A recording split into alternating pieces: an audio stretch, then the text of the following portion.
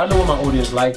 I did some independent films with Master P, and a lot of those movies did really well. I'm ambitious, I'm a hustler. I have my own lane. That's the thing about comedy. You wake up every day, you don't know if you're funny that day.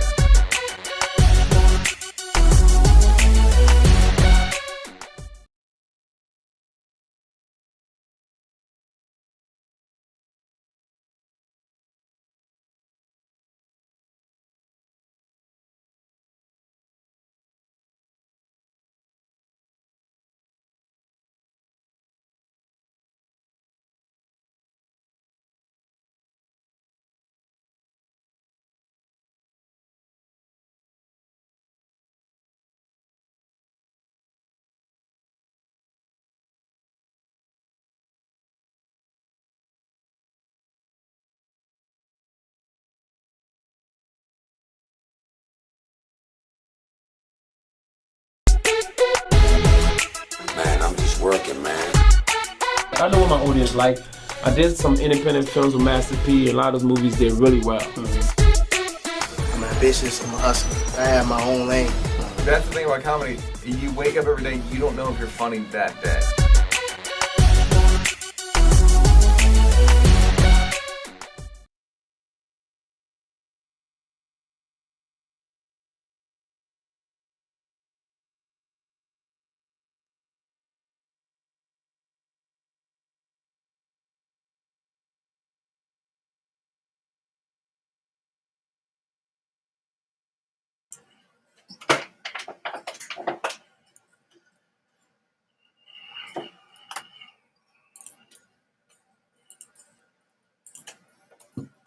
Yeah.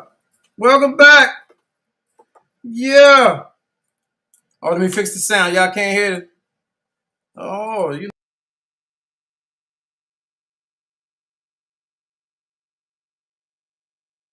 know. Trip. Let's try it again. Good.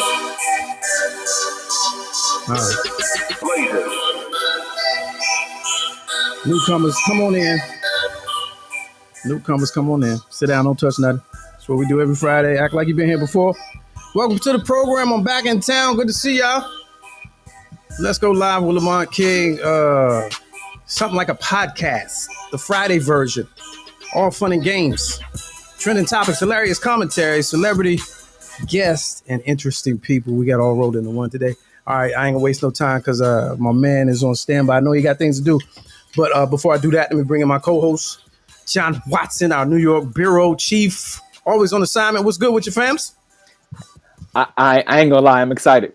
You're the story. I want to hear the story. Happy Friday, everybody. First of all, let me not be rude. Happy Friday. Yeah, welcome in. Welcome get in. Your beverage. This sounds like this. Get your beverage. And look, so look, I put the link in the chat. And now everybody all of a sudden want to join the show. All of a sudden. Oh, come on. Oh, okay. Is that what happened? Okay. Oh, okay. We'll take it. Take it. Of course, shout out to our longest running sponsor, Drunken Fruit. You can at Drunken Fruit or drunkenfruit.com. Spell it right. And the phone number, put the phone number up because I know y'all going to want to call. Listen, excellent on the spot producing. Yes. Hey, Stag. Hey, let me holler at you real quick. Hey, why don't you just come on over? I like it. I'll take it all day. All right, right about now, ladies and gentlemen, if you have been listening to the Karen Hunter Show, we had an awesome Foolishness Friday. Or every topic, no topic was unturned. But the final topic, we took a left. Karen liked taking left turns. She don't like to admit it, but she's a left turner. She'll get you great left. She'll get you in the car and then throw your ass out of that joint on a curve. You know what I'm saying? You don't even know. It was an amazing left turn. I like that. I took it. All right, so let me bring my man in. Dante Nero, relationship expert, comedian, media professional, man of all trades, ex-stripper. I let him tell you. He got a lot going on. Welcome to the program, homeboy. What's good with you? Put you in the hot seat. You got to unmute yourself. Unmute yourself. Damn, I'm close. There you go. We can hear you now. There we go. Get around the clock. All right, now, yeah, you comfortable. What's good with you, man? I'm good, brother. It's good to see you always. Yeah, always. Pleasure, man. Hey, let me tell a couple stories Peace, before. Man. Oh, I'm sorry. This is my man, John Watson, right here. What up, John? What's good with you? Tell a couple tell a couple stories before we get into your story, because I don't know if I said this last time, but when I met you officially at the Karen Hunter show a couple years ago, real solid dude, gave me a ride to the bus stop, and I appreciate that, because New York City, I mean that's enough to somebody you don't know. Hey man, where you going? I'm going over here. All right, well I'll drop you. I'll run you. You know what I'm saying? So I just wanted to. I know what it was. I know what it was when I had my car. You know Yeah, what I mean? yeah. Years of not having a car, so I always do that. But what's funny is I'm a dude that does stuff like that, and I won't even remember. So I didn't even have to tell you. You didn't have to say it. No, you didn't. Yeah. It came out of the kindness of my heart. Yeah. Wasn't looking for nothing in return. So No, that was some real shit. Just wanted to say that. All right, so oh man, you really touched me, man. That time. Yeah, right. It's like And I came up and I had your headshot from your dancing days, and you signed it, and I never. Man, what's your name again? Yeah, right. no, I'm like, dog, good. Yeah. I'm good to meet you again. You know, I always say that I always go, good to see you again, regardless. I just, hey, it's good to see you again. And people just that's it. That's it. Or just be like, yeah, and just keep walking. That's how that goes. Yeah. All right, so we got a story. It was in the middle of a story. Karen had asked what's the wildest thing that had happened from your days as an exotic dancer. I don't, what is it? First of all, what's the appropriate term? Was it stripper? Was it male exotic dancer? Whatever. I mean, anybody that makes that distinction is a clown. Oh, you was a 90s dude or 80s? 80s. I started stripping in 80s. No, but I started in 89. 89 is when I first started. I don't think they started that exotic dancer nonsense until like, in the 90s, you couldn't do a party without having a male and a female stripper. That was the entertainment for the night. You had a male and a female stripper for every party. You talking about at just a party? Regular party, you would have a party where you was dancing and banging, whatever. They would have a stripper. I mean, I used to do. I mean, if you remember back, I don't know if you remember the Octagon. Octagon was like the hip hop. Would you talk about Funkmaster Flex and Octagon? In New York. Yeah, New York, and any of the clubs at that time, there was a male and a female stripper. Red Parrot, Roseland. Yeah, we ain't getting into that. We ain't had none of that. Studio 54. Roseland. Okay, I'm from New York. I'm later 90s. You know. Yeah. Like Underground. Silver Shadow, Bentley's, Red Parrot. What was the other one? Palladium. All those stuff. Tunnel. You ever been to the tunnel? I've been to the tunnel. I've been to the tunnel. The tunnel was actually the tunnel. Well, the underground was the underground was the Octagon was the tunnel before. Okay. So then I'm familiar. Okay. Yeah. Moments out in Queens. Yeah, Moments. Or we knew it as Belvedere, or what was the other name of it? I don't remember. Right over by the bus depot you talking about? Yeah. Red's Cafe. It was like a restaurant on top, basement on the the pyramid. Now, John, what's the one you used to dance at? What was that called? Oh, okay. Encore. Yeah. You remember the Encore was the one in Queens, big spot in Queens. Okay, yeah. And Trafalgar Square was like a big airplane hangar. Yeah. I did birthday party, Wendy Williams' birthday party with Uncle Luke at Trafalgar Square. Wendy Williams. What did she look like back then? Because I feel like she looked a lot different. She didn't have she didn't have her tits done and all the work done. Now she looked like a capital P. Okay. But she, I was supposed to strip for her birthday party, but she used to get so drunk that Kevin used to carry her out after every. Wow. He would carry her out so he can come back and see the female strippers. That's what that was. That's all. Well, he was into it then. He was into it then, but he was like her bounce. Kevin used to bounce, and she would get so drunk and tore up that he would have to carry her out during the radio days. All right, so let's get to the second half of the story. So we got the first half, the Baker's dozen. But see, in all fairness, the first half was pretty damn good, and not everybody might have heard it. And do we that. got time today. We kind of got time today. But do you have time, Dante? Do you have time? Yeah, we can do it real quick. I gotta bounce in a little bit, but I'll get it in. We'll Okay, do go the ahead. story. Yeah. All right. So I got a call from this chick. She wanted me to do a birthday party at the Kennedy Inn off of Kennedy Airport. Used to be called the Jade East Hotel. Was a suite. It was a birthday party. The girl was a fan of mine already. She had come to several shows, and she got me. Her girlfriend got me. I kind of sensed that it might some freak shit might jump off because of the fact that it was a Sunday at 7 o'clock. Girls' night out. Off So top. I called up two of my partners at the time. At the time, it was Yum Yum and Georgie Porgy. Okay. They were two guys that I used to have a group. I had a group with 16 members in it. The name of the group was called Wet Seduction.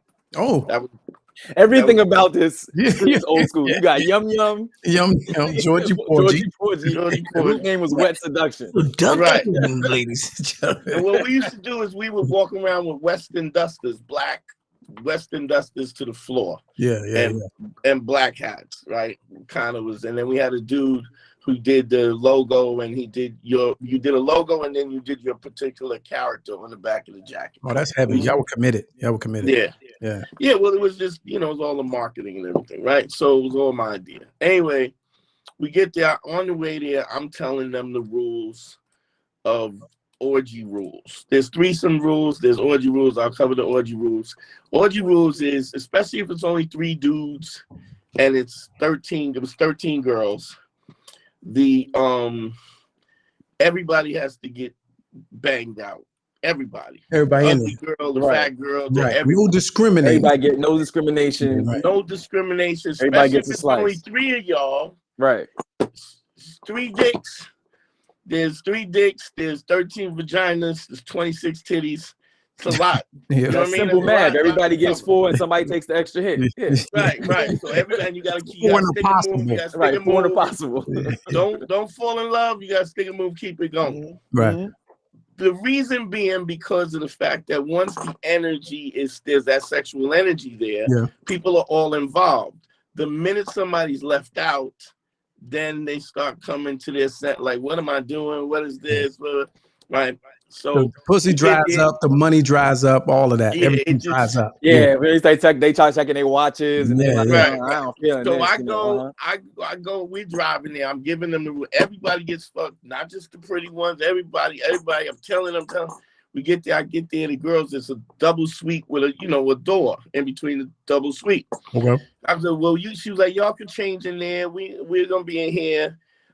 As I come out to set up the music, the box or the boom box or whatever, I come out and there's 13 girls and they're all in lingerie, full lingerie, crotchless panties, 1-piece fishnet body suits, French maid outfits, everything, right? What's the ratios looking like? You said 13 of them. So what's the ratios looking like? They dress the part, but are they looking the part? Right. It's about 2 9s. Okay. Let's just go with the bell curves. A lot of 6s and 5s. Right? The median was 4, 5, and 6. 6s and 5s. What we were looking for, the average grade was a C. The average grade was a C. Right? But I mean, come on, it's 13. Who could complain? Right. The odds were in your favor. So I say, listen, I'm gonna go and change, but I got my boys here. If y'all tip them, they'll dance, and you could just make sure they make a few dollars. Boom, boom, boom. They're like, all right, cool. So I get them in the room. I was like, look, I'm gonna put your music on. I want you got to do your whole act. Don't just go in and pull your dick out, whatever. You got to do the whole act. So they go, yeah. They just yesing me to death. Yum Yum comes out. Yum Yum was always a breast man. He comes out. There's a girl in a full length fishnet bodysuit, crotchless, triple E titties. He does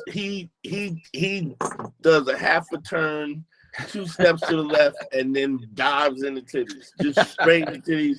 No routine, no nothing, right? I'm in the back, like, what is he doing? I told him to like. So when you say do your whole show, that means there's a routine that we come with, and I need you to do everything in the routine. Do your whole show, because the whole show is that's what primes the pipes. Yeah. So if this is a comedy show, he should have done his 10, 15 minutes. Yeah, but instead he went right to his last joke. But we should have had the host. The host should have warmed them up. Right. Okay. Brought the middle up, and then I was going to headline. Right. Headline. So he goes out, does 2 minutes up front, a minute and a half up front, dives in the titties. He's sucking on the titties, sucking on the titties, sucking on the titties. The music is playing. Now all of them are just watching her. They're kind of laughing, but they're kind of ashamed. He's going in. He got her titties out. He's sucking on the titties, right? I go, listen, to my boy Georgie. I'm like, yo, you got to go out there. You got to do the whole show. You got to do the whole show. He goes, all right, I heard you. He gets out there. He sees the 9, 9.5, boom, beeline to her, bang, right? Yeah. She's jacking him off, whatever, whatever. It's now he's into that, right? Yeah. So I go, this is what is going on. I'm going like, what? I told you what to do, right? I'm picturing like Dollar Bill. Except that you're actually one of the performers. Like, hey, it's money out there. What y'all doing? Messing up the money. I'm gonna go more like Newt Rockney. You know what I mean? Like I'm panicking. So I come out, I do the whole show. I'm handstands, backflip, forward, rolling over, rolling this one, grab this one, titty, one finger pop that one, boom. I'm all over the place, right? Stay handstand, walk over, jump up, flip on this girl lap, climb over the top, dig in the face, lean over, grab the other one titty. I'm all over the place. Okay. Yum Yum is still sucking on the same girl titty. The same titty. The same titty. Okay. Georgie is with the dime. He's still with the dime. Yeah. Going down on the dime, right? I'm still flipping around like a maniac trying to keep it up. And I just like to say, I'm not, I am an extraordinary man, but not 13. Not 13. Right? Not 11. Or at least 11. Or at least 11. So the lights go out, right? I do my whole set. They heat it. I'm literally at one time, I've got this girl slid down in the chair, right? Because they're in a circle in the chair. No. I'm poking this one. I got a hand in this one. I got a hand in it. I stand some girl and I'm eating this other chick out. When you say time, poking, right? When you say poking, what do you? I'm penetrating this chick. Oh. I slide her down. Oh. No, my dick is in one. My fingers is in the 2 next, and one is standing on the chair, and I'm eating her out. Right? So, like, have you ever seen like Inspector Gadget when he says "Go Gadget arms" and all of them come out at the same time? That's what he was doing. Like, all the arms came out at the same time, and he was everywhere with it. That's talent. Or maybe you go to Pornhub and type in "reverse gangbang." Okay. No, it's already open on the browser. See, in the 80s, that's what that was called. Today it's called assault. But go ahead. I look over at Yum Yum. He's going down on the girl with the big titties. Same one. The whole thing. I'm flipping around. It's my boy Georgie. He's with the dime. He's banging the dime. I got no help. I'm bouncing around, flipping around, turning, flipping, whatever. So literally is a pile of bodies in the movie floor. And I'm crawling over the bodies. Lights is out. If I run into somebody, I grab her, boop, boop, boop, boop. I poke her, bing, bing, bing, couple of strokes here and there. Somebody sit on my head. I'm just climbing over the bodies. I'm just whoever I grab. Georgie is still banging the dime. Still with the same one. He's Yum Yum is still on the one with the big titties, right? Meanwhile, you over there like Kill Bill. But I'm trying to just killing everybody. I'm trying to do it. I'm trying to keep these plates spinning. Yeah, right. Yeah. In the process, I probably stuck 11 of the 13. Now, no orgasms, no, whatever, but just. But they can say they can say they rode the ride. Yeah, they can say they had right. you. Yeah. So, but I'm not getting no help from my mans and them, right? And I'm still working. Yeah. But one of the chicks, like one of the threes, is now the birthday girl was she was a biggin. She was, Okay. you know, she's about 250, right? And she's screaming. My stripper name was Mandingo. She's screaming, Mandingo, I know you in here. I can smell your cologne, right? Oh. I run into her. Boom, pokety poke, poke, poke. She like, oh yeah. I slide off her, go hit another one, right? She's like, where you going? Like, I'm still making the rounds. All of a sudden, one of the threes, the two of the threes, goes in the bathroom. Oh, okay. The light comes on. I can see the light underneath the thing. She's in there. Another one of the fours or the threes goes in the light. Okay. I see them and I can hear them. No. You know, I didn't come here for this. Now, mind you, I fucked both of them. Okay. Right? Yeah. I just didn't fuck them enough. Oh, so they thought, I didn't come here for this. Sure enough, eventually the lights come on. Boom, boom, boom, boom. Everything goes to shit. So the whole thing is that everybody, but if I was getting help, if you had help, if everybody did their numbers, if everybody did their numbers, it would have went smooth. I did 11. I did 11 of the 13. Yeah. So that's a high percentage. Y'all was supposed to be playing zone instead of usually playing man on man. Everybody. You 11 for 13 from the floor. These are Joel Embiid numbers. I mean, geez. Georgie, he plowed the pretty one out. Sat on the couch. As soon as he sat on the couch, some other chick just jumped on him and started riding him. Like, as soon as he, boom, Yum Yum, still with the same chick going down. Yum Yum was on Num Num. Yum Yum had the Num Num. Well, that's what they call it. Here's the funny thing. What happens is if you're not used, if you've never been in that situation, you know, porn stars will say that. You gotta, as soon as you get the opportunity, even if you get into like a switchy thing, you gotta get in the pussy right away. Got it. Because you'll get distracted. Then mentally you watching somebody get it in, and then you not, and then you lose your erection, and then then you can't. You gotta like zone out. You gotta like. You gotta be in the moment. You gotta zero in. The same thing is true with the girls. They gotta be in the moment. As soon as you give them time to think, what am I doing? What's the moral implications of this? That's when it falls apart. So as soon as the two girls, the two less attractive, realize, it was a wrap. Then, but here's the thing: they realized after you had entered an I smashed everybody in the bathroom. I had smashed. They had a 3s and 4s meeting and realized that something wasn't right. I didn't come here for this. I didn't come here for 12 strokes. No, the underlying thing was I didn't come. Therefore, this is not fair. And I was like, me neither. So because it's not a thing where you know, like if you really trying to get a nut, you need to be focused. You know what I mean? And when you're talking about multiple bodies and different fields, and you're trying to keep the place, you're not really thinking about the orgasm. You're just trying to keep the plate spinning. Now let's talk about money in this time frame, in this time period. Like, what does a night like that look like? Is that a prepayment situation? Please tell me as a follow-up, please tell me that you did not give those dudes the cut that you were supposed to give them. I didn't get them nothing. I mean, whatever. I didn't get them nothing. Okay. Like, they just hanging out with me is enough. Like, they would have never been in that situation any other time. Okay. But I will say that, like, so in order for me to do a private show, we're talking about maybe 91, maybe 250, right? But to show up. Yeah, just to do the show, to do the stage act.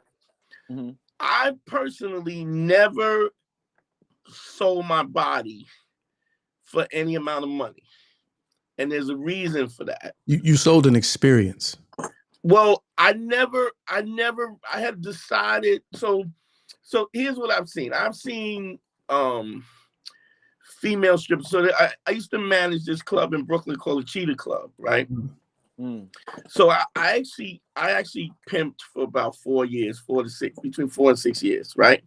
And the way I ended up pimping, it was a club called the Cheetah Club, And at the time when Rudy Giuliani, this all comes in historically, Rudy Giuliani was cleaning up New York. He had just became everybody's mayor, New York's mayor. He had just locked up all the mobsters at South Street Seaport on the RICO law, which all of those indictments ended up getting overturned because the RICO law was unconstitutional. Became New York's mayor, and that's when we started getting Disney on 42nd Street, and they started cleaning up 42nd Street and 8th Avenue and all the peep shows and stuff.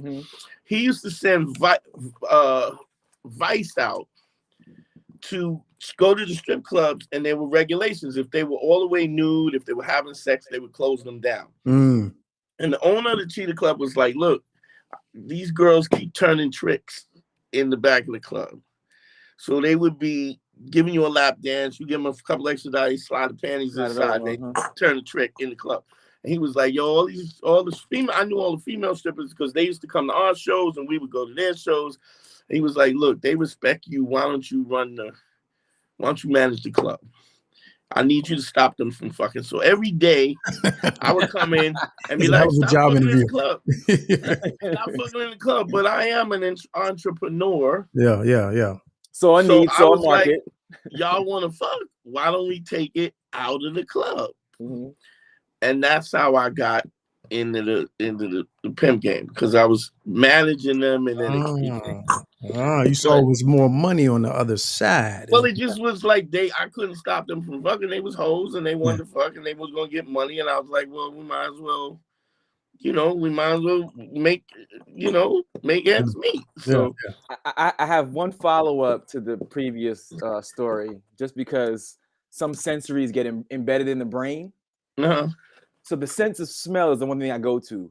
What was the sense of smell like in that suite with the mixture of? It's too much. Was it baby oil and like low self-esteem? It's too much going on for that for that to even be a thing. And to be honest, they knew what their point was, so everybody came all showered and rock and roll. A lot of baby oil, a lot of Oriental Noir, Muslim oil. Now, last question. Dracar Noir. Last question, because I know you got to run. But you talked about beefing up. Now, in a scenario like that where you got to go 11 for 13, is that something you got to do to prep? You got to, I kind of was like, I had my crew of guys. There was a lot of situations where we would end up with chicks at the show in the dressing room and stuff. So that kind of was always going on anyway. So just your familiarity with the fact that this could happen, you just what gets you is it's just like porn stars. They learn to do it on command, and they're not distracted because they've done it a lot. Mind over matter. See, good. So this is before Cialis and Viagra. Yeah, there was none of that. Trades, you mental. You might have had some Spanish fly or some Yohimbi. Oh, some Bill Cosby. Some Bill Cosby. I don't know if you remember Yohimbi bark was an African bark. Yeah, that was an African tree root joint. Yeah. So, all right. But there it is, y'all. Hey, man, I appreciate you coming, jumping on our situation, finishing the story. Thanks for having me, dog. Yeah, man. Social media, the Dante Nero, relationship expert, comedian, and man of all things. Say it again. Man School 202. Is Man School 202. Man School 202. That's his podcast. Yes, sir. There it is. All right, sir. Till next time. Easy. Thanks, man. Yo, that's stories, man. Them stories. Hilarious. Stories. Now, look, so the time has passed. Somebody in the chat was like, "Did you get paid in tips?" I believe They got paid just the tip. They definitely got tipped. Just the tip. He was passing out tips left and right. Hilarious. All right. That's crazy. All right, so we got some people that's a 90s, 80s, 90s story for your ass right there. Yeah. Man. I don't even know if people wanted to talk to him. Let me see. Who's Sharon? You wanted to talk to him, or you just wanted to say something? Okay, Sharon's gone. All right, Chris, you wanted to talk to him, or you wanted to say something? Okay. We had some people that took advantage of the link. They saw the link in the chat. They were like, I want to get on with the dude with the thing on this thing. Yeah, right. You know what I'm saying? Let me remove man. Hey man, for our regulars, I didn't shout y'all out. The Peanut Gallery, also known as the nigga section. All right, the phone line is open. Somebody's calling. All right, who's this?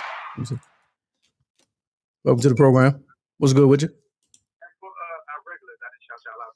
Hey, turn the volume down. You're on live. It's a live show. Don't trip. What's up, Teron? What's up with you? Hey man, what's going on, fellas? Welcome back. What's up, champ? Yeah, I just want to say welcome back, Carter. That's all. You know what I mean? Hey, I appreciate it. I appreciate it. I mean, how did the show go down in Atlanta? Yeah, I'll tell you all about it. Thanks. I'll let you watch because I know you get easily distracted. I appreciate you. That's damn, the heat came on. Can y'all hear that? No, I can't hear nothing. All right, so Atlanta, right? So shout out there all the newcomers. Hey, before I tell this story, if you are here, hit the like button on the way out before you leave. Please hit the like button, subscribe. Also hit the subscribe button. Hit the subscribe button. We're here every Friday. We do a lot of different things. Some highbrow, some lowbrow, but all brows are welcome. All brows matter. All brows matter. Hit the like button and subscribe.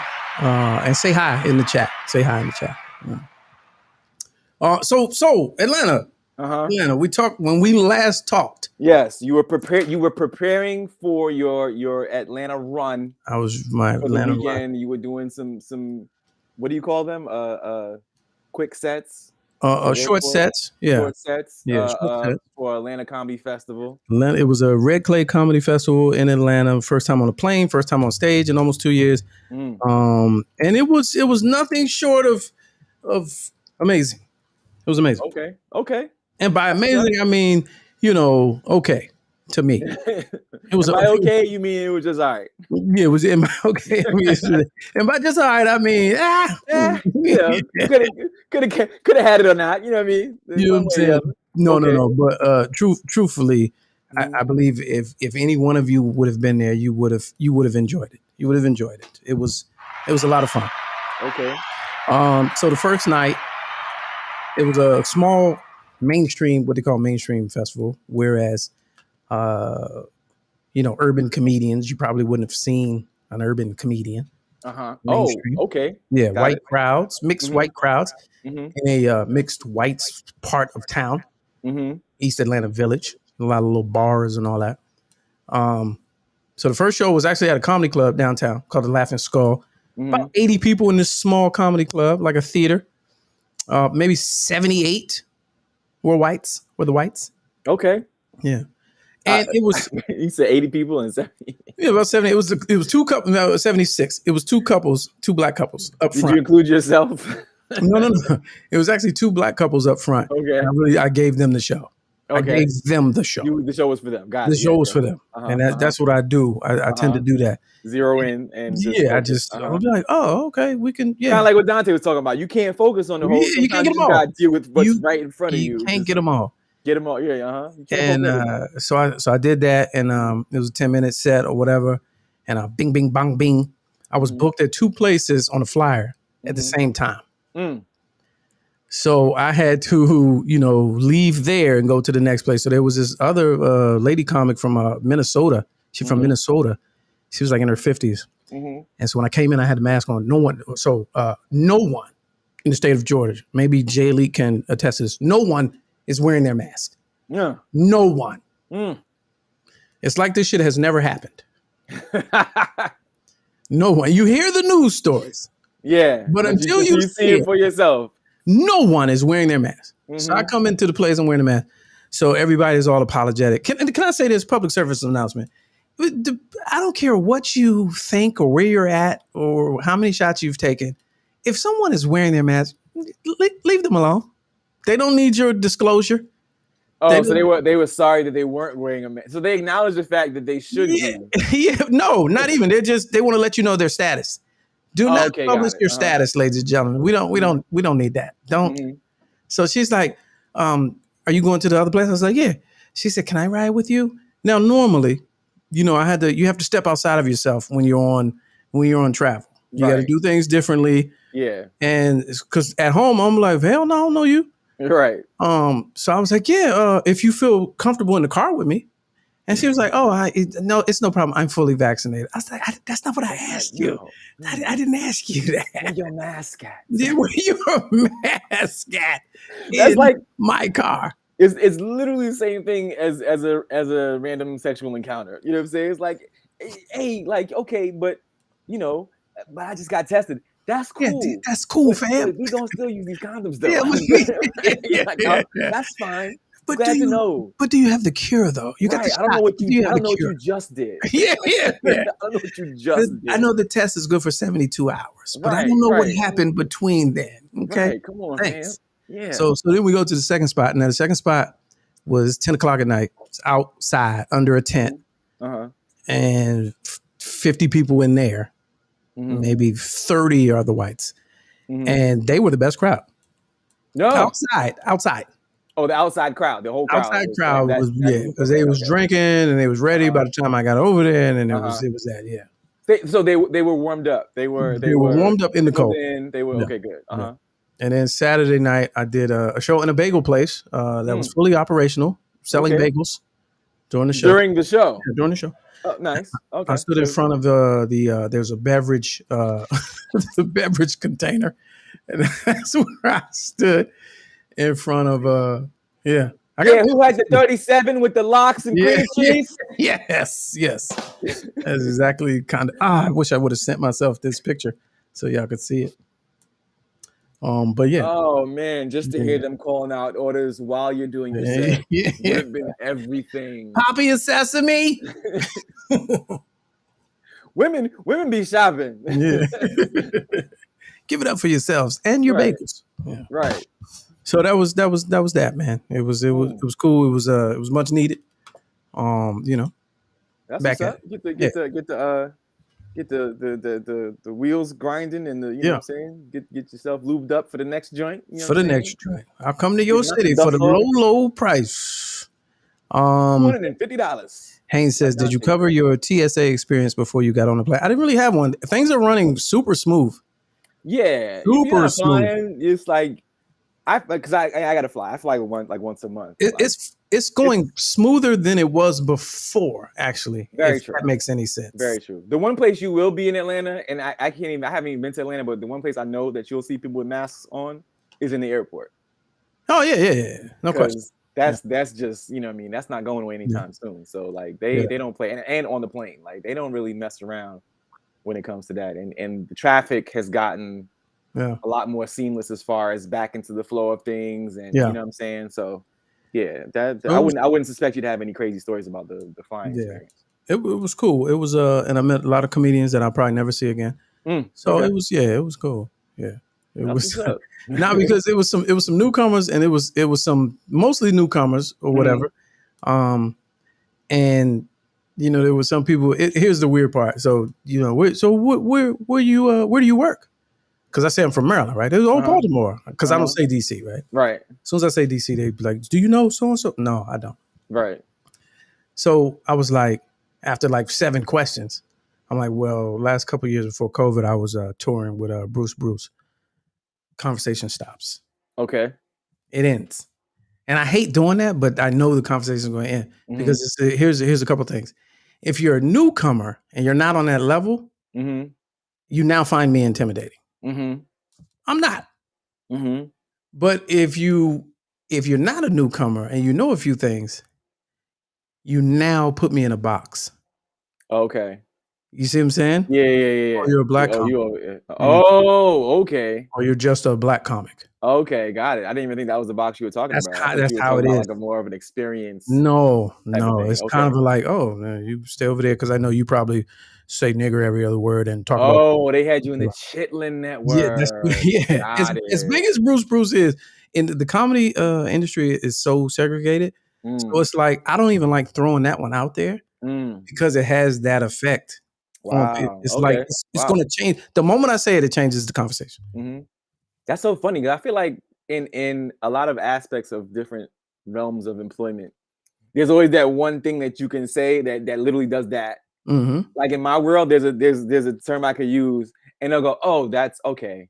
you work that I market. know You what know what I you mean? Like, mean. Yeah. I'd be like, damn it, like actually no, like you know Oh, what I'm saying? Like, I'm not even in your yeah, you know what I mean? Like they go, okay, Oh, you oh, know, you're that guy. right? Okay, Yeah. fried chicken's over there, nigga.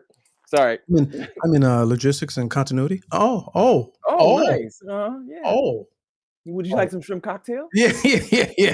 To go with your continuity. Right. I Yeah. believe this market over here. Would you like some chicken and waffles? I'm like, damn it. I'm just All right. sorry. Let's get to a couple stories. There's a couple things that happened this weekend. Last week, AstroWorld, the Disastro World thing, Travis Scott situation.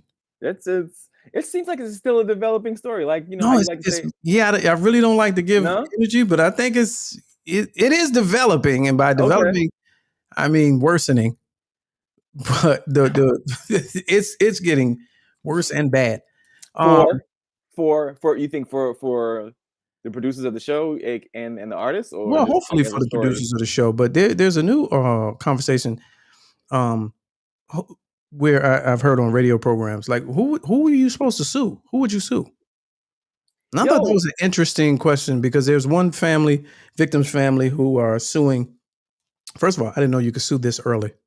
But they're suing, the Live Nation, Travis Scott, and Drake security. And then there are people who are saying, well, the artists, sure, you lump them in, but it's really the producers of the show who are culpable. So have they gotten even to the point of origin of what started the whole? Well, his Like how concerts the are whole chaotic. situation. They say concerts are concerts. That's what people are really in a trance, man. And when you go to those outdoor festivals, and if he say come over here, and you run to the stage, and then he runs to the other side of the stage, and he say come over here, and people rush the stage, and literally once that starts, there's no stopping that. So in that regard, maybe he's culpable. But if the concert producers have not put in place systems to prevent that, then they're responsible, I think. But if there was in fact, like there was been said that somebody was rolling around there injecting people, Then there's that. so who's responsible for that? Like, I mean, you can't be. I mean, that ain't on the producers of the concert or the artist. That's a crazy person in the audience. You know what I mean?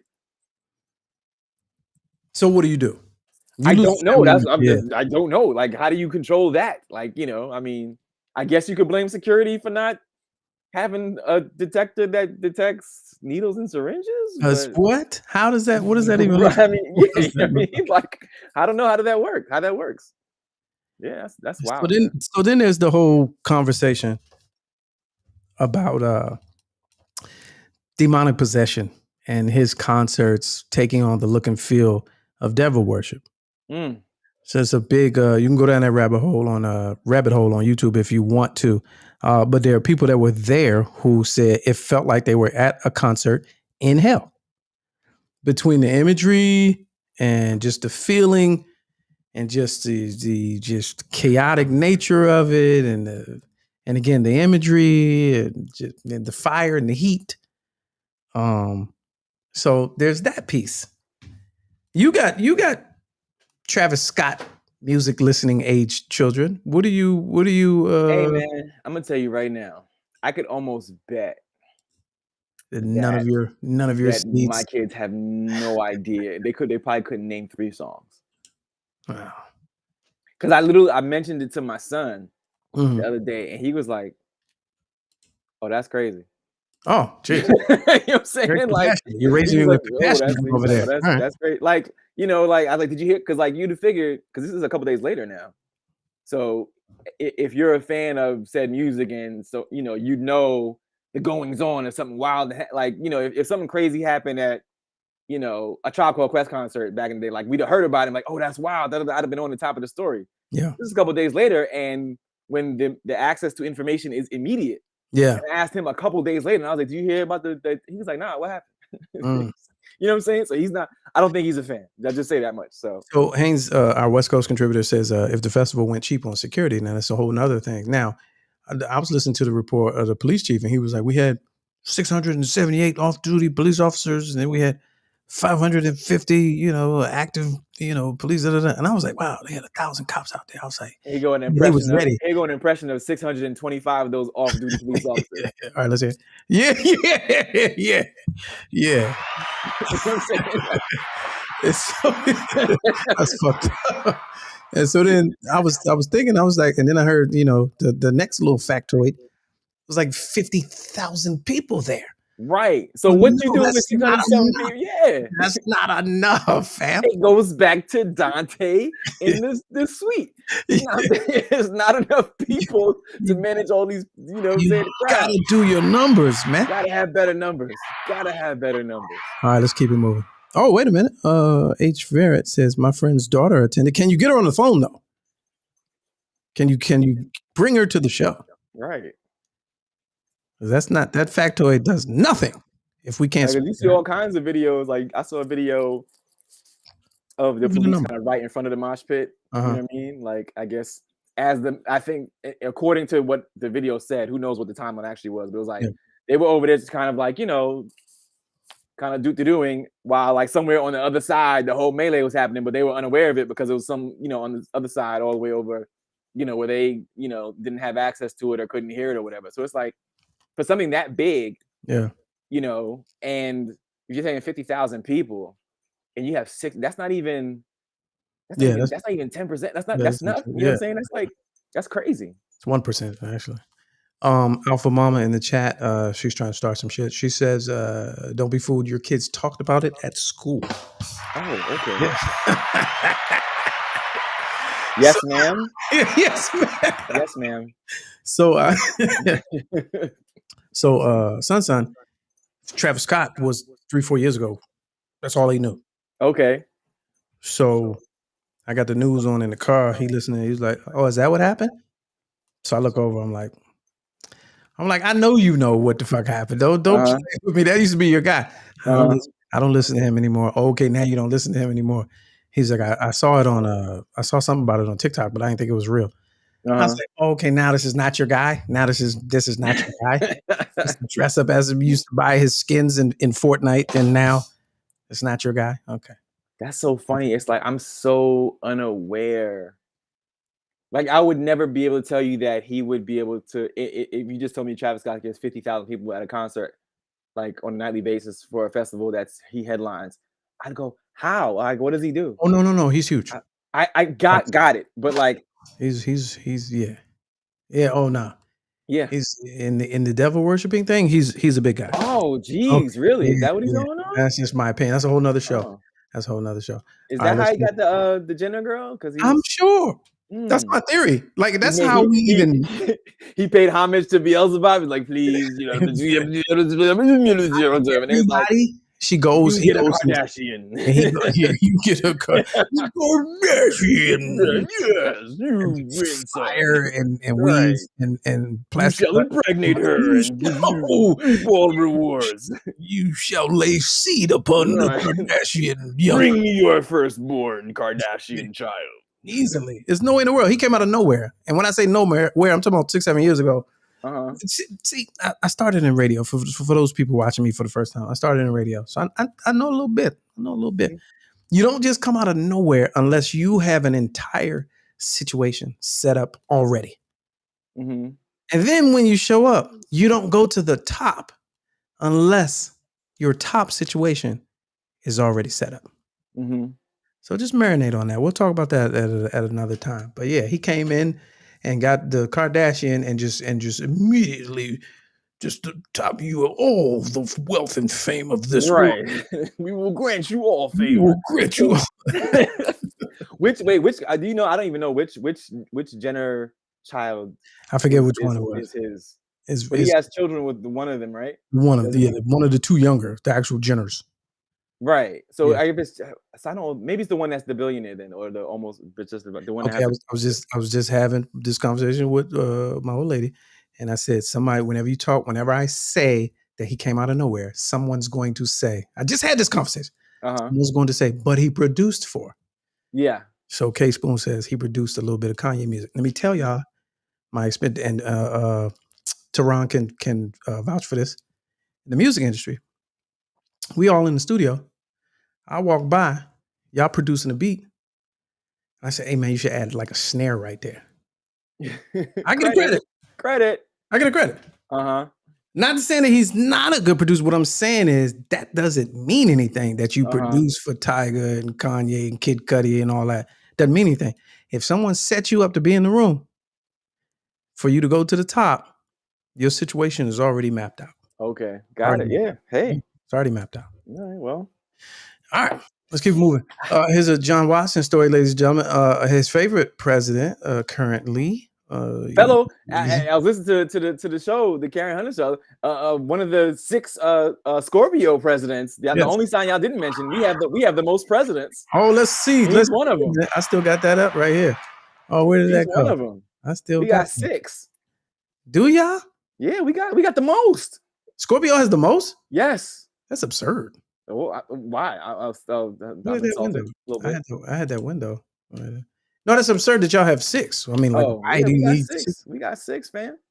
Oh, I must have closed the window. Oh no, here we go. Here's the window right here. All right, let's see. Coming in at number 1. Oh yeah, you do. Yes. Yes. Yes.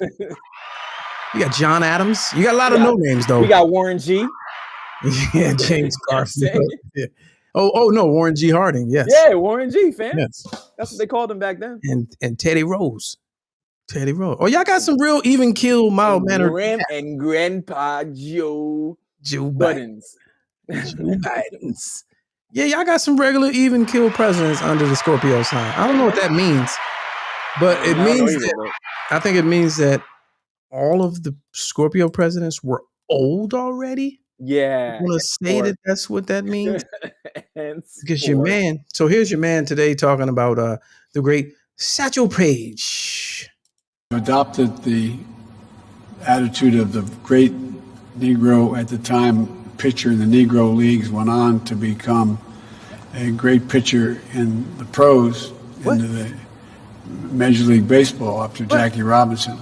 His name was Satchel Paige. His name is Satchel Paige. You know, I've adopted the attitude of the great Negro at the time. It was great. So he was a great Negro at the time. Wait. Okay, I'm glad you stopped it right there. Yeah, right? I'm gonna go on defense for Grandpa real quick. Okay. You see where his hand is right there? Okay. That's the old man, quote unquote. He's doing the quote unquote, but nobody peeped it. I'm just saying. Okay. That's the old man. He can't get both up. You know what I mean? He's not going to do all this, but he said a great Negro at the time. And watch the hand go. The hand goes. That's the quote unquote. So is it quote unquote great or quote unquote Negro? Which is what is he saying? Quote unquote great Negro. Quote unquote great Negro. Okay, all right. Let's watch it one more time. Watch when he says it and watch the hand at the same time. It's I've adopted the attitude of the great Negro at the time, pitcher in the Negro leagues, went on to become a great pitcher in the pros, into the Major League Baseball after Jackie Robinson. I get it. I get what you're saying. It was delayed though. I've adopted the. It was right on time. It's just it was lazy. No, but what I'm saying is he's telling you. I'm using the term that they That was a term that was being used at the time, right? Okay. You know what? I'll allow it. it. Attitude of the great Negro at the time, pitcher in the Negro league. That's late, fam. At the time, no. I'm gonna tell you, late because he's old. Stop it. It's late at night, and because he's old. In other words, the words flew out, right? They flew out his mouth. He heard them go and was like, "Damn, I ain't do the quote unquote." And then he went, No, but here's what a person of sound mind. Sure. You do the quotes first. Yes. Especially when you're an asshole, when you know that what you're about to say is going to inflame. That's every bit of born 1940s. He was right now. Great Negro at the time. You know what I'm saying? You gotta, That's not what happens when you 79, fam. Oh, he was a great Negro at the time. A great pitcher in the pros, into the Major League Baseball after Jackie Robinson. His name was Satchel Paige. So let's just look at him real quick. Is everybody okay with this? We're all okay with this? Can y'all see the little screen? He has a teleprompter screen like right in front of him, and he's completely off script. We're fine with this? Hey, if man. I'm China, I'm like, get these niggas now. I'd be like, you think they wasn't saying that? You think they wasn't saying that a couple years ago? Well, Trump is. They was like, we should get these niggas now. It's like how you? I can't even do a Chinese accent. We should get them now. we should get them now. That was with Trump. Now it's like, get these niggas now. Get them now. Because they not right now. They not now. Get them right now. They're not ratchet. They ratchet. All right. All right. Somebody called. Someone call them back because we have the technology. Thanks to you. Oh, geez. Let's see. They were on hold for quite a minute. Let's see if we can get them back. Larry Grandpa in Joe, Greensboro. he need to give all his speeches at like 7:30 in the morning, fam. Larry in Greensboro. You here with us? Larry in Greensboro. What's good with what's you? happening? Hey, what's up with you, Larry in Greensboro? Yeah, I called. Yeah, you're right. I was on hold for a while because I called and you were talking about the Travis Scott concert. Oh yeah. And I just wanted to tell you, John. Yes, sir. I don't know. Oh, really? That's wild. That's young adult, late teenager for. Yeah, I already know. I done heard about it. I done formed my own opinion, but I don't want to talk to you about it. I'm late. Yeah. Okay. I'll take it. I accept everything you just said, sir. Yeah. That's code for listening, man. Stay out my business. Lamont, I'm just thinking about the only concert me and you went to together. Okay. And how the mob mentality took a piece of that night too. I remember that vividly. I don't know if Lamont told you about this, but this is high school. Lamont, were you in high? You weren't in high school yet. I was not in high school yet. Okay, but I was in high school. Me and my buddy. I remember who it was. What do you mean? It might have been Leon. It wasn't no Leon. But Leon, me, you, all with the high top fades. Yes. All thinking we was guys. Went to the Guy concert. Salt and Pepper was there. Maybe MC Hammer. It was one of those big Fresh Fests or whatever. It was the Hammer joint. In Detroit at Cobo. It was the Hammer Hall Arena. Yeah, it was the Hammer joint with Kid and Play and all of that. Yeah. 357. Yeah. So yeah. So we get there, right? And there's a point where we're getting ready to leave. And I don't know. This is Detroit. Even if there was no gun or whatever, all you got to do is just say it, just to see, niggas act like niggas. And all of a sudden, everybody in the hallway just starts running. True story. Now the favorite go-to comedian joke is, "We gonna start running. You run. Yeah. Well, we figure out what it. This is truth in its most purest essence. You're gonna run. You're gonna figure out why you running after the fact. Yeah. But we lost Lamont. Oh. This is where the now story. this is my little brother. This is where the story gets embellished. He's not even in high school yet, and this is our first time getting. You get your little responsibility, and you take y'all don't act stupid out there. And I lost him. This is weird. So we searched it back through the thing that this Bama sitting off of the cut talking to two girls chilling. Well, that was true. That was true. Because he looked like somebody from Guy, or was it because he looked? I had the Kid and Play joint. Guy or DeBarge? Was it Guy or DeBarge? DeBarge. We're looking for DeBarge. That's higher than the next. Lamont was the highest. Yeah. So he looked more like Kid and Play. Or Play. Right. Kid, definitely not Play. Not kidding. Yeah. But I remember that. Hey, thanks for your recollection. I appreciate you. Thanks for that. But you're right. All right, holla. Yeah. All the way from Greensboro, Larry from Greensboro. No, that's a true story. So it'll give you a little more, a little crisper recollection. Mm-hmm. So we were in Joe Louis Arena, which was before they built the Palace in Detroit. That's where the basketball arena was. So that's where all the concerts were. You know how any arena, the main level is a circle? Yes. This was the most magical thing I had experienced at a young age. So there was, gun. So he's running, right? And then you stop running. But what happened was it became a wave. Okay. So the run kept going. Then the run would come up behind you. You run again. You start running again. That went on. There's no gun. That went on at least 10 times. And nobody exited. They just like ran and they You stopped ran running. and then stopped to the wall. You get to the walls or whatever. I was in one of the, you know how in the arena on the first level, the suites have the little doorway. Right. I was in one of those, tucked off in one of those. But the run came around 10 times. But scientifically, I was a math nerd back then.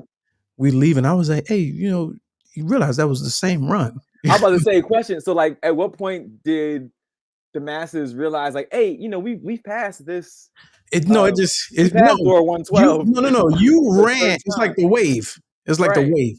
You ran and then stopped a little bit, but the people in front of you kept going. But the people saw them coming and kept running.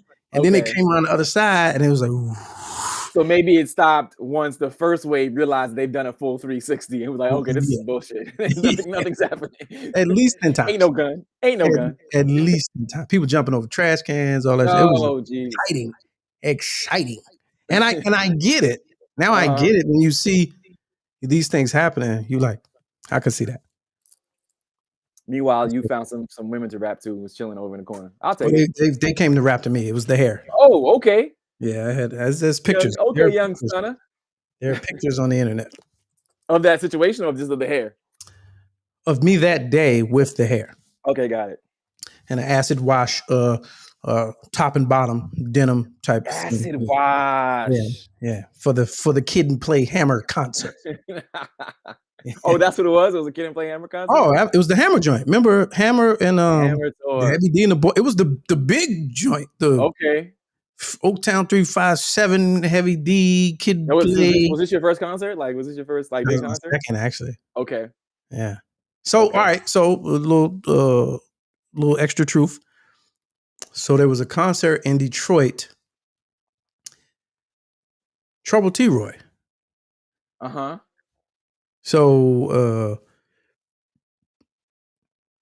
Heavy D and the Boys.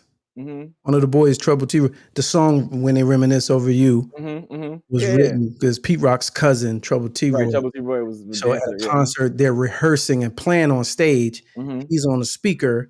Somebody throws a trash can. He jumps the trash can, misses the speaker, and falls down and dies. That was Detroit, Joe Louis Arena. So that week of shows, we went to the show before that.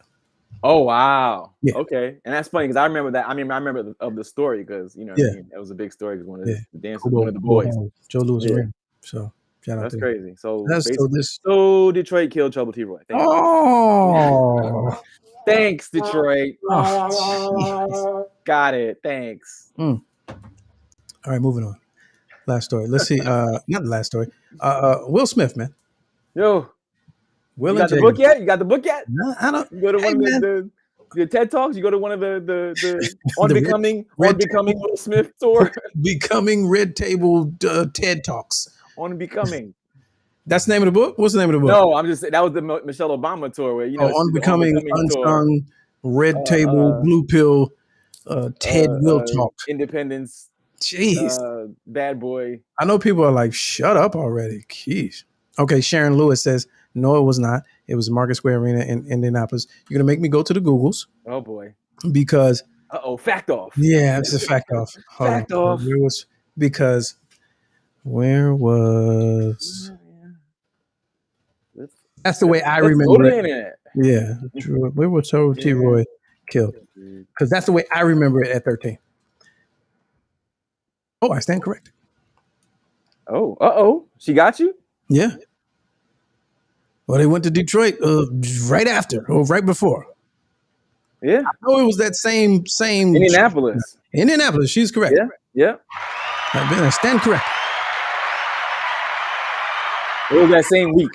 It was that same week. I will give you that. The same week. It's not going to be all the way wrong. That's impossible. It's not going to be all the way wrong. But yeah, the horseplay. The story is the same. Yeah. All right. So Will Smith. So it said he's died Sunday. The concert we went to was the Friday before. Okay. 1990. Oh, jeez. So long ago. All right. See? Thank you, Got Sharon. that shame off of Detroit. Shake that shame off Detroit. Yeah, Thanks, there you go. Take everything you said Thanks back a lot, about Minneapolis. Indy killed him. The city of Thanks, it ain't been thanks, right. Indy. They sent Mike Tyson to jail and they killed Trouble T. Oh, wow. Indy ain't been right since. Thank you, Sharon. I appreciate it. Even no good sense. All right, Will Smith. So unpopular opinion. Mm. I really like his transparency, man. I like the vulnerability. So what changed? Because I feel like this was not your stance. No, my stance was This was not your stance back in August, Alcina. No, my stance was anti-Jada. I think Jada's doing too much. Uh-huh. But Will, like, all right. So recently, if you haven't been paying attention, so Will's promoting his book, so he's talking. That's how it works. Mm-hmm. So call that shit the purge. Yeah, he's letting it all go. It's like a horrible bowel movement. Letting everything fly, right? He's letting everything fly. Everything must go. Mm-hmm. So his most recently, he said he was literally jealous of Tupac. So jealous of the man that he thought he was, that Tupac was, and to a sense that he thought he could never be that guy because of the relationship that they, Jada and Tupac had in his eyes, non-sexual relationship that he thought that they had. Newsflash, Tupacalypsed Jada. He Tupacalypsed her. So let's come on, Will, smarten up, Nas. But he said he was literally jealous to the point where if they're in the same industry, they're in the same circles and rooms, and he said he never had the heart to go up to him, and he said that's bothered him his whole time with her. Now, the reason why I gotta respect that, okay, is it oversharing? Sure. Is it TMI? Yes, definitely. But is it something that no man every guy experiences at some point in life? Some point, yes, that, but would never admit that. Never. That's true, but I mean, in that vein, shit ain't to be admitted.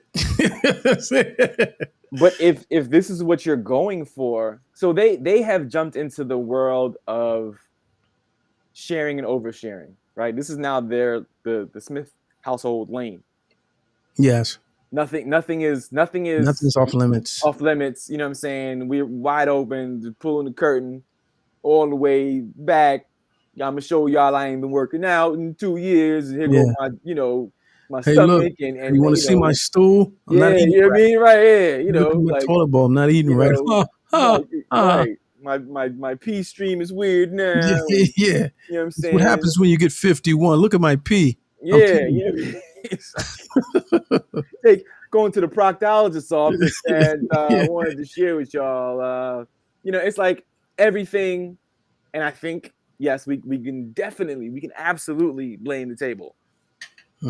That table came into the house. That's the point of origin, is the red table. That is the point of origin. It came in like any horror movie when that mysterious item comes, just appears, and it comes in that box and it just has the name of the recipient, but there's no sender on it. And they go, "Oh, this is crazy. We can put this in the living room. I wonder who it's from." And then all of a sudden, weird stuff starts happening around the house. Yes, that red table is you can't. I tell you what, they can put that red table on the curb tomorrow. It'll be back in that living room the next day. Like, how did the table come back? I thought we put it outside. And that's some real shit. Back inside. That's real shit. In the beginning, it was like on some jokey joke shit. Yeah. Remember when they had it delivered? It was a red table. Yeah. Now it's like, guess that's a whole movie. Wait, that's a movie. You see him blowtorching the shit and cutting it up. Right. I hate you, table. And then the next day, exactly. His table was pristine and clean, right back in the kitchen. How did you get back in there? How did you get back in your house?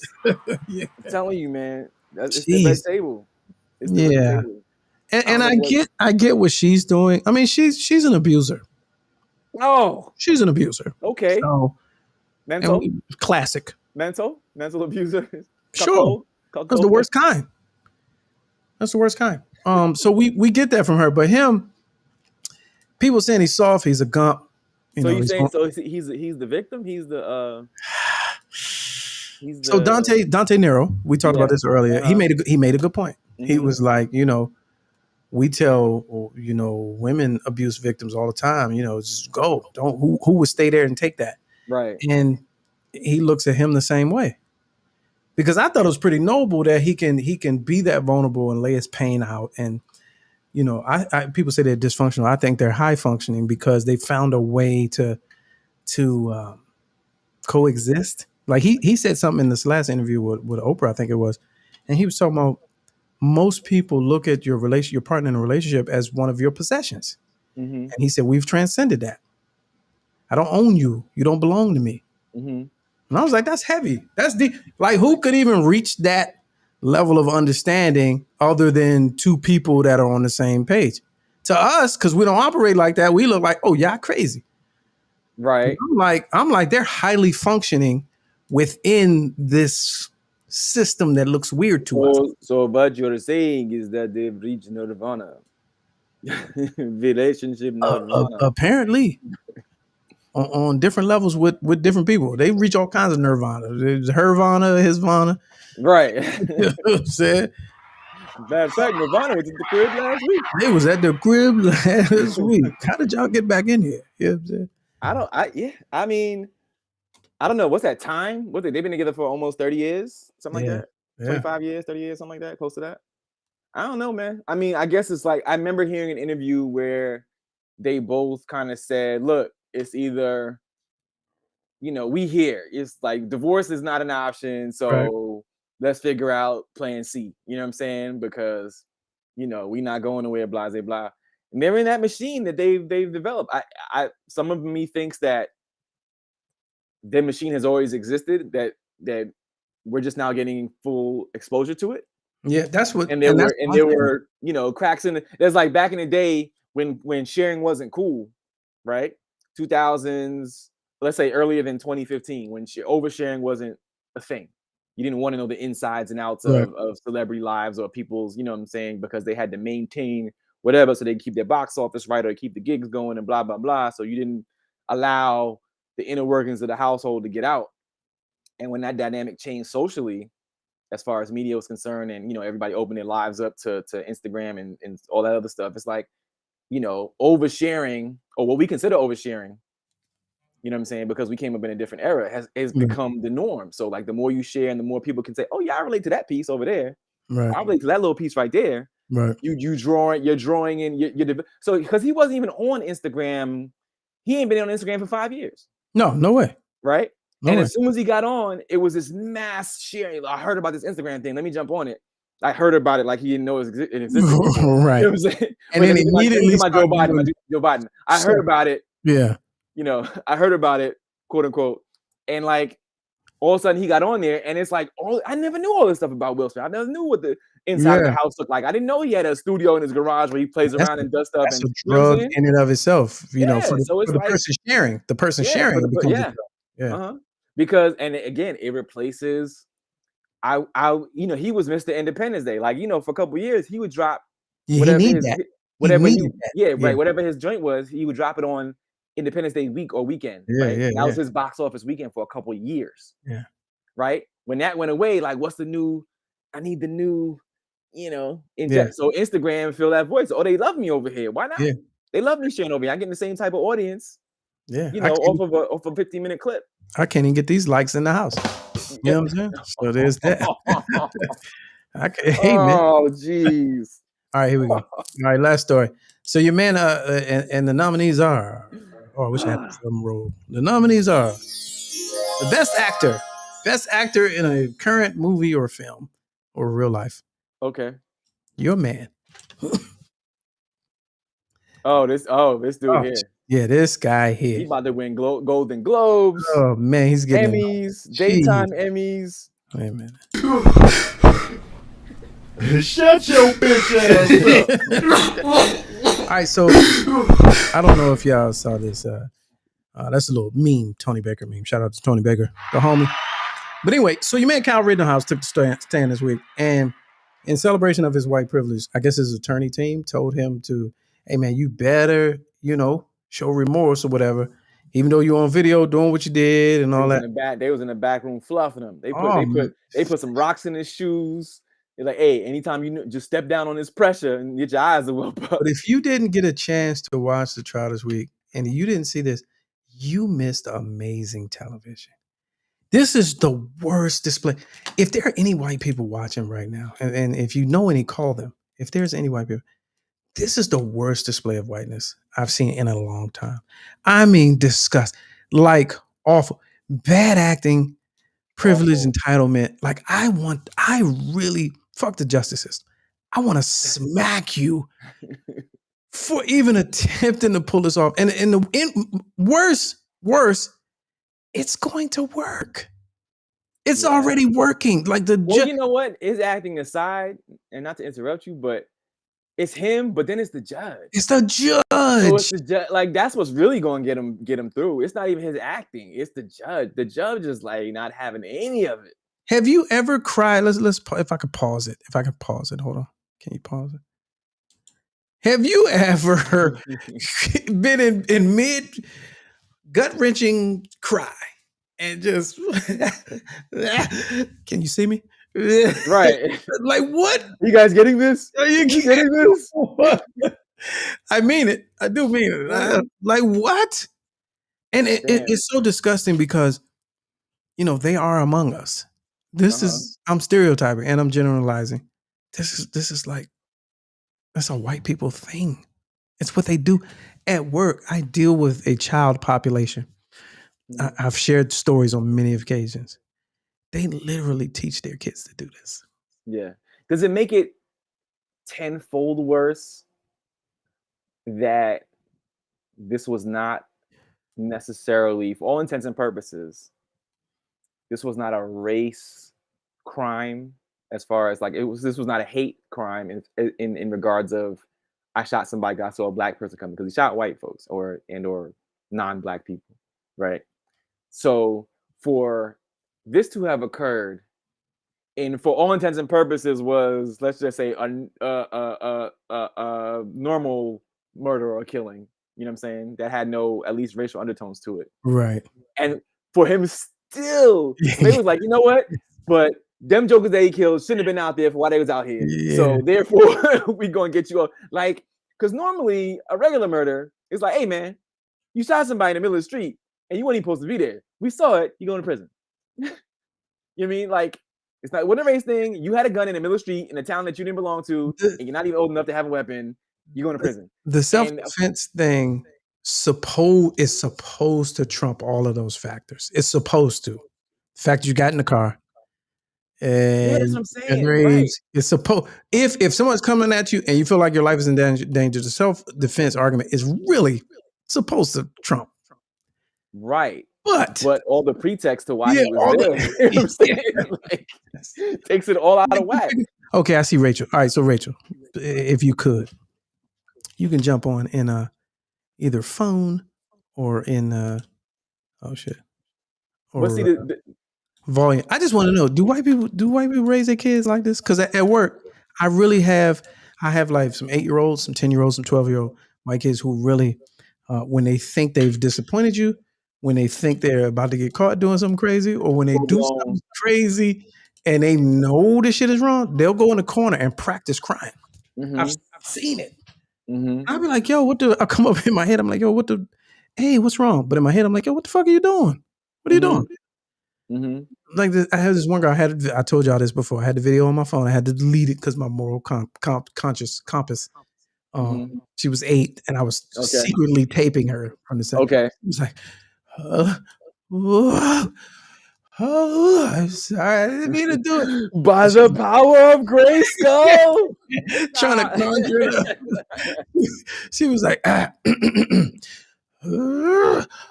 then when her parents came to pick her up, this summer camp, parents came to pick her up. I was like, hey, she threw the other camper's lunch on the ground and stomped on it unprovoked. So I just wanted to let you know. And then the parents like, did you do that? She's like, they were talking about me. And I was like, well, actually, they weren't. She was talking about them. You know what I'm saying? So I'm like, is this a thing? Training 101. It happens listen, man, it happens at the house. They either seen it at the house or it's worked on the parents. You know what I mean? So they know it's a viable means to an end. So they take it outside the house because they think it's gonna work, with everybody else. Yeah. Because that Nola, wasn't the first time she did that. Nola says it's hate crime adjacent is what it is. Yeah. Because they were out there. So although they weren't black, they were out there for Right. a They were black out cause. there championing for the cause. Right. Yeah. Yeah. Uh-huh. Yeah. Well, That's why you're getting that sympathy. That's why, it's but we'll see. We'll see. I yeah. think there were some other infractions that he's up for. I think that may have a little bit more weight They're to gonna them. get him. They're gonna get him on. Like on the weapons charges and stuff like that. Yeah, they're gonna get on little like technical charges, Mm-hmm. and he's gonna get the least time for those charges. Mm-hmm. And but like murder and mayhem and all that. I don't think they probably not gonna get him for They those. ain't getting none of that. Nah, he ain't getting none of that. Yeah, he's come on. And he was kicking me. And there are people who looking at them like, oh, he was so hurt. That's what it is. There's people that buy it. That's the people I have problems with. That's what it is. The one person that survived. Yeah, he was up there. I think those charges. Oh yeah, because he's there to tell a story. So it's like, hey man, yeah, you shot me, fam. I ain't had nothing to do with nothing. You know what I'm saying? Yeah, You still shot me. You did shoot me though, fam. Right. You shot out willy-nilly and it hit me, fam. That man tell no tales. So right. That one I think he's gonna get the time. Yeah, you gotta eat these charges for this dude. Yeah. Attempted murder on. Right. Remember the dude, Jordan something in Atlanta when the white guy, they was at 7-Eleven and the guys turn your music down. They was like, fuck off. Yeah. Got the truck up. Yeah. Killed one, shot like 3. Mm-hmm. He got his time, not for the murder. He got his time for the attempt on the other 3. Uh-huh. Stupid. This whole place is crazy, dumb. Man. Yeah. Crazy. All right.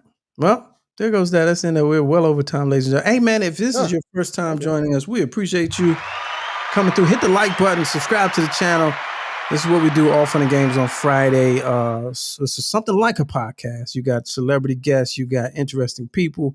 You got trending topics and hilarious commentary right here on the channel. So make sure. This is a live show. This is a live show. Different than anything you would experience anywhere else. And like Kevin Samuels, you watch Kevin Samuels, you can't even comment because he blocks your comments. You know what I'm saying? We're a free and open show here. Unless you say something. Unless you say some dumb really shit. Stupid. Like there was somebody earlier. I saw. I saw. I went while y'all was talking. I went. I was like, okay, I know he's gonna get him. Right. I know he's gonna get him. Block, remove. We're not first time. Okay, you relax. Not doing that. All right. So follow us on Instagram, LGL_all fun and games. On behalf of everybody who made the show possible, we appreciate y'all. Good looking out, Dante, for jumping in on Dante Nero, our guest today. Our caller, Larry. If you came in late, go back and watch the first 25-30 minutes of the show. Yeah, the replay value is going to be outstanding. Yeah. That was an impromptu interview with great stories from Dante Nero. So yeah, absolutely. I'm reading the chat. So if anybody has any unreadiness, or anything worth talking about, let's see. Amber, what's she talking about? All right, y'all.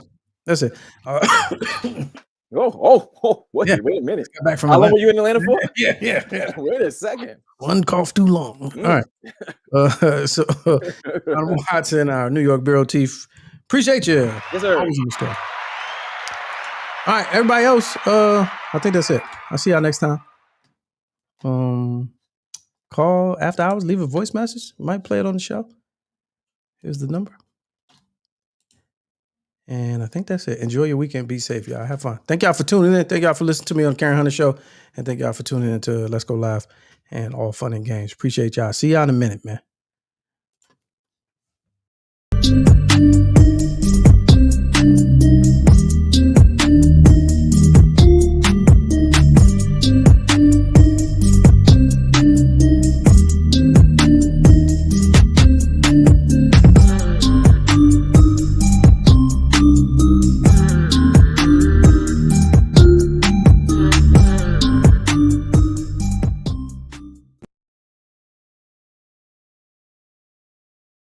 I don't care if it is a closet. You still looking mad official.